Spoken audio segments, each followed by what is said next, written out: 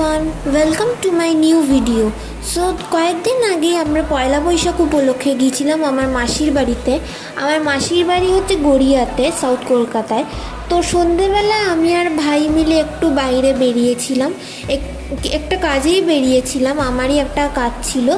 তো সেখান থেকে ঘুরতে ঘুরতে ঘুরতে ঘুরতে মনে হলো যে তোমাদেরকে একটুখানি জায়গাটা দেখাই আর নিজে একটুখানি জায়গাটা এক্সপ্লোর করি।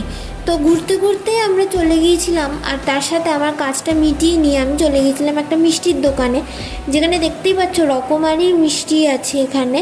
সো আমরা ভেবেছিলাম সন্ধ্যেবেলা স্ন্যাক্সের জন্য এখান থেকে কিছু নেব, বাট এখান থেকে আমি কিছু নিইনি।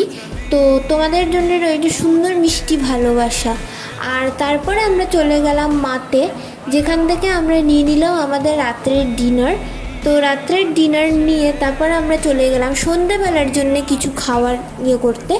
তো আমরা নিয়ে নিলাম দই ফুচকা, যেটা আমার একদম অলমোস্ট ফেভারিট। আর বাড়ি ফেরবার পথে আমি দেখতে পেলাম একটা মন্দির, যেটা অনেকটা একর নিয়ে তৈরি করা আর প্রচণ্ড সুন্দর আর অ্যাট্রাকটিভ দেখতে মন্দিরটা। এটা বেসিক্যালি হচ্ছে মা কালীর মন্দির, কিন্তু মন্দিরটা যেহেতু অনেকটা বড়, সেই জন্য এখানে সব রকমের পুজোই এখানে হয়ে থাকে।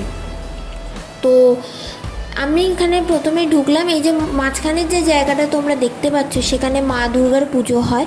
শুধু মা দুর্গা বলেই না, মা লক্ষ্মী, মা সরস্বতী, এখানে অনেক রকমের সব ঠাকুরেরই পুজো হয় এখানে। তো আমি প্রথমেই তোমাদেরকে নিয়ে যাচ্ছি মহাদেবের দর্শন করাতে। তোমরা একবার দর্শন করো আর সবাই মিলে বলো হর হর মহাদেব। তারপরে আমি ওই মহাদেবের দর্শন নিয়ে আমি চলে গেলাম ওই দিকে মায়ের দর্শন করতে।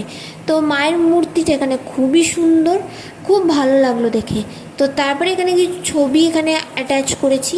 সো আজকের মতন এইটুকুই, আবার দেখা হচ্ছে তোমাদের সাথে কোনো একটা নতুন ব্লগে। সো আজকের মতন টাটা সবাইকে।